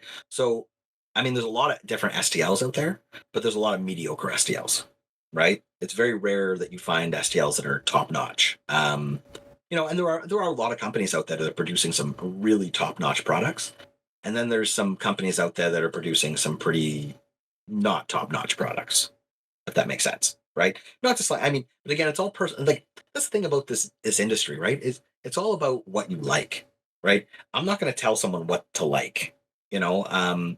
Like I have this conversation a lot with different um when it comes to paints, right? Like miniature paints. Um, there's no such thing as a good paint or a bad paint. There's just the paint you like, Yeah. right? The best painter I know, he uses craft store acrylics, like just the $1 craft store apple barrel crap paint. Personally, I think they're crap paints, but he loves them and he uses them on all his miniatures, and he's one of the best painters I know, right? And I mean, that's a pretty. I mean, we run a painting contest. I mean, there's a lot. I know a lot of painters. So I tell people this that when it comes to your hobby, don't let other people tell you what is good and what isn't good, right? Because as long as you like it, who gives a shit, Yeah. right? But that being said, the STL market is very saturated in terms of production. With the role playing market is saturated for different reasons. There has been a large trend recently of people who are producing mediocre product using AI, right? So using large language models to write their adventures, write their content, right? Yeah. Generate their artwork, slapping together in a book and selling it on a Kickstarter for, making $20,000, right? There's a lot of that recently that I think is made people a little, because the thing is too with like a Kickstarter is kind of the perfect model for stuff that's produced that way because you don't actually get to see the actual product, Yeah. right? You get to see bits and pieces, but then when you get it, you realize it was generated by AI, and it doesn't really have. There's no soul to it, right? And there's a lot of slop being put out that way. But I think in terms of putting out quality product, there are some really small producers that are up and coming that are putting out some real phenomenal product out there, and yeah, so I think all in all, I think the hobby space, like the geek world, right, is pretty is in a pretty positive place right now. Um Largely due to the mainstreaming of the geeky shit that we do, Yeah. right? I would argue Trench Crusade has gone pretty mainstream. And I'll tell you a story actually. I live in the middle of nowhere in Canada, and we get a lot of snow. Like 12 meters a year type snow, right? And I was out shoveling my driveway and complaining about the weather, and my neighbor came out. And my neighbor he's not a nerd like us, right? He is what I would call a normie, right? And he's brushing off his car and he goes, "Hey Taylor," he goes, "What's this Trench Crusade stuff I've been hearing all about?" And that was in December. And I'm like, "What? How the fuck are you hearing about Trench Crusade?" And sure enough, he watched one of your videos Yeah. across the street. And I was gonna say that I've really noticed there's waves, right? Of because I probably have more Trench Crusade videos and content on the internet than anybody. So I see these waves of interest come as the algorithm decides, right, I'm going to take like 50 of your shorts and 20 of your long form videos, and I'm just going to push the fuck out of them. I'm going to push these at everybody. I've got shorts about a miniature skirmish game about a bunch of Jesus freaks fighting demons that are getting close to like 1.75 million views. yeah, yeah, That's virality. yeah, Which absolutely. is really interesting. Well, I mean, like even with our Great Hunger video that went out, and we were in the Airbnb at the time, we were at Adepticon, and I remember someone said something, and I said, I'm like, because they said like, "Oh, it's only gotten this many views," and it was, and I said, I'm like, that's more interest than I've ever had in any one of our single products in our entire span of Creature Caster, right? I've never had, because I think what you said, you had 25,000 views in 24 hours. Yeah.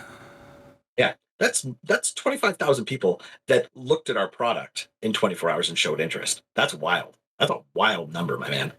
Yeah, it's great. When you really think about it. I love it. I get asked all the time to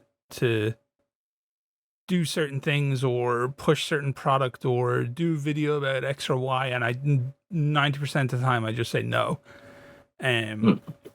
Either I suspect it wouldn't be very interesting to my subs, and I don't think my interest in it would come across as very genuine, or it just doesn't make any sense to me. I don't like it in the first place. I don't like the product that doesn't make any real sense to me. The only things that I've been doing are I look at the project, I think, is that fun, is that interesting, and all those ones just happen to be Trench Crusade related right now because I am freaking obsessed with this game in a major way. So for me, it's just hilarious and fun that anyone in the world as talented as Creature Caster would be sitting there working on something and go, we should really get this fucking Irish dude to have a look and do a video on it. Like, that's just hilarious to me. I mean, kind of. I mean, you're on my radar. I mean, I saw your videos. That's what roped me into Trench Crusade, was your videos, right? Nice. So you're the first person that I was going to reach out to about this anyway, right? I mean, it's pretty cut and dry. Well, right? When I saw as the genesis of the whole thing, then I think a small percentage is fine. We can talk, absolutely. We can definitely chat off camera. Oh God. I'm trying to think. There's one of the things that I was curious about. I was going for my walk today. I go for a nice walk every day, and I was wondering if there was one license in all the world that you could work with. What would it be? Movie, comic? I don't give a shit what it actually is. A book series? Oh. I'm going to say Berserk. Nice. Berserk would be definitely up there on my list. If we could get a license for Berserk. This is going to sound horrible. I don't want you to fucking judge me. What's that? Goblin Slayer is also another one that I think would fall under some interest in terms of a license. I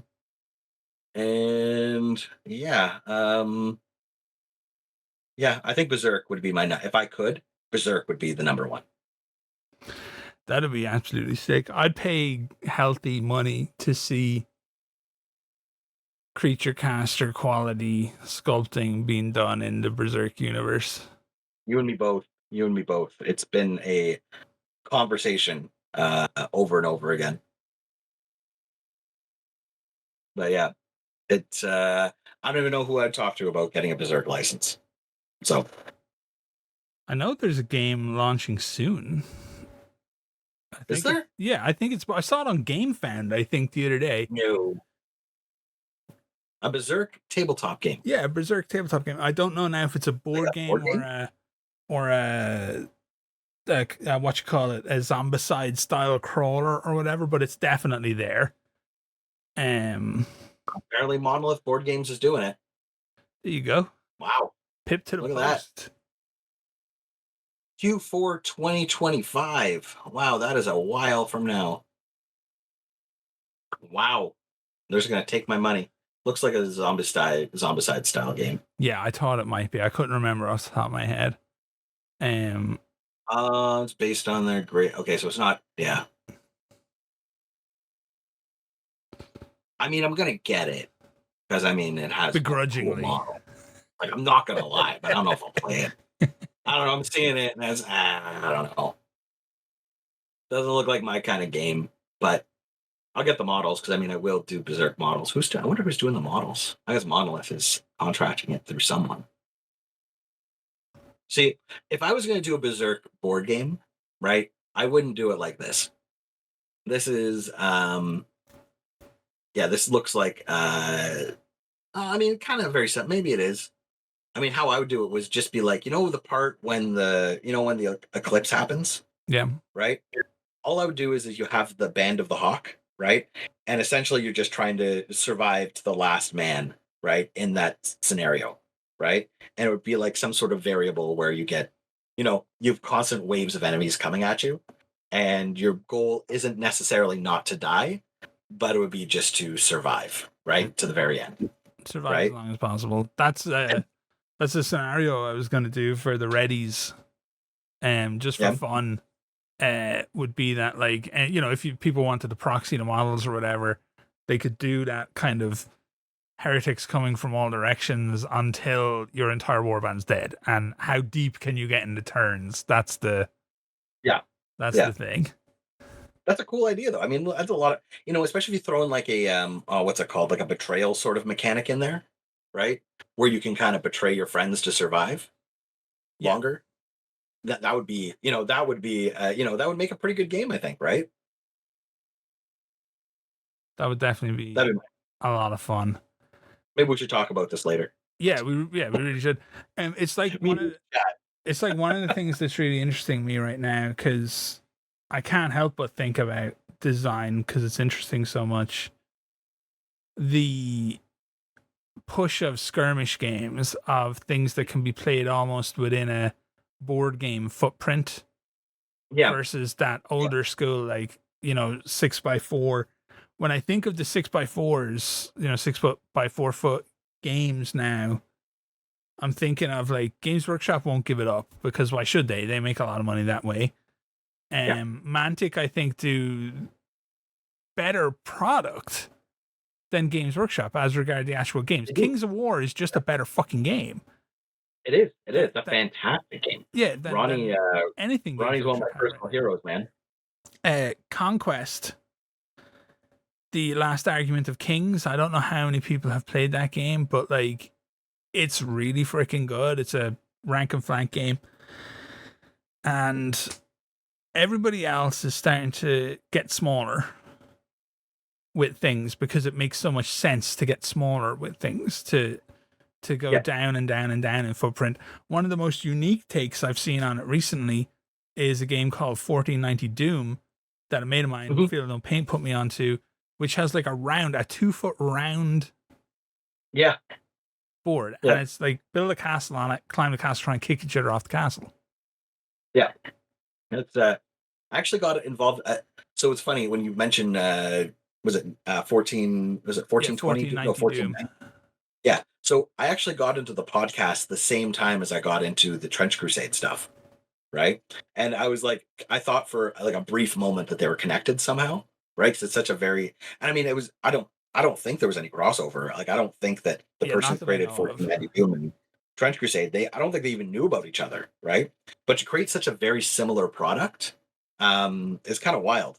Right. When you think about it. Yeah. It's definitely, Grimdark is fun, because I turned around to my wife maybe 2 days ago and I said, how wrong would it be? Would I be morally wrong to develop a game set during the fucking famine in Ireland? Like, one of our most impactful historical moments, a very bad time. If I turn that into like a fantasy universe setting almost, and I'm like, how wrong is that? And the only thing I could decide was, in the end, it's not wrong if I do it, because I'm Irish. Yeah, it's wrong if I do it. Yeah, other Irish people can get mad at me if they want to, but nobody else can worry about it. But there's just something about Grimdark right now, not to dive into broad social cultural conversation or anything. It's appealing. And it's not appealing because everything is shit. It's appealing because you can make everything shit and win. Yeah. Yep. Absolutely. Absolutely.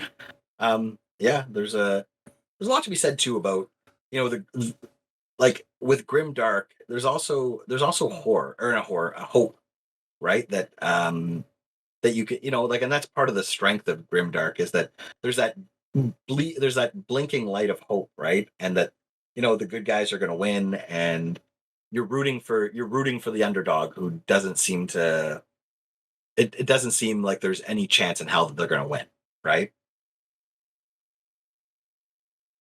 Yeah. Also, funny you mentioned the famine, because I found out that the Great Hunger is also what was referred to. The famine, the potato famine, was referred to. Yes, I had no idea. That was like the other day I found that out. Yeah, no. So that always happens.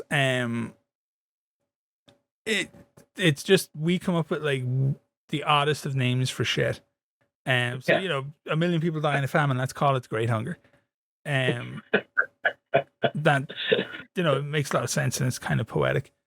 But I just thought it would be really cool where you've got like people invading, you got a weaponized shortage of a certain type of food, and then a theft of all the other types of food. And I thought it would be kind of dope if the people who die due to the famine were to come back as like a revenant type. A hungry revenant. Yeah, like a hungry revenant. Like, this is how you killed me. This is how I get you back. And then I was like, okay, I'm spending way too much time thinking about the Great Hunger. I need to let this shit pass, and then I can go back to trying to be creative again. Because stuff like seeps into your brain, and it's so easy to be influenced. Absolutely. Yeah. It's I do a lot of reading, and it's very hard for me to not be influenced what I'm reading about and to go and write, especially when you have to write a D&D adventure once a month, right? And I'm reading a great book, and I'm just like, oh, I can't include I cannot take ideas from this. Just stay the course, Taylor. Stay the course. Yeah, definitely, it's a tough one. You just kind of want to wander around and pick away at everything and have little bits of all your inspiration show up in the work. It'd be pretty sick. Alrighty, I think we're really just getting into ramble-tastic territory at this point. So we can just talk about what they like. Yeah, we can wrap the stream. I noticed Dark said, I came for the Great Hunger in Trench Crusade. Instead, I just have two neckbeards rambling, yet somehow I do not regret it. I was like, okay, that's the call to go fucking home. Right there. So June is I nearly said the fucking Kickstarter. It's not a Kickstarter. It's a My Mini Factory Frontier. Yeah. Campaign that will be launching in June, early or late. Yeah, I'm going to assume late. Early June. Early June. So I originally wanted to do this in April, right? See, there's a bit of a funny story here. The original ad that went out was actually going to be, I wanted to do it in April. And I kind of ran the ad without consulting, like doing any sort of consulting with the rest of my team, because I'm just a monster like that. And they looked at the scope of work and were like, what the fuck, Taylor? Absolutely not. June. So June is going to be the campaign date. I don't run crowdfunding campaigns unless everything's done before, right? So if there is a delay, it's because things aren't done. Yeah. Right. And that's important to note, because when the campaign is done, within a month you're going to get your product, right? So I made this. I did a crowdfunding campaign for our D&D stuff. I think it was in October last year, and and everything was done. I planned on having it out immediately, and it turns out there's actually a lot more logistics involved than just finishing a campaign then sending it out, because these companies don't like it. So first things first is, once a campaign ends, you have to wait 2 weeks for them to collect all the money. Then once the money has been collected, then you can send out the pledge manager, right? And then once the pledge manager is all filled, then you can deliver the product, right? So I'm going to say the campaign's going to go from June, the start of June to the start of July. The month of July will be spent getting all the stuff organized, and then all of the product will be delivered. All the digital product will be delivered at the end of July. Nice. That's a really good timeline. Now, for the physical, though, I don't have a time frame on that, right? It could be up to 4 months to get that stuff back, right? So I noticed someone earlier was asking about price on that.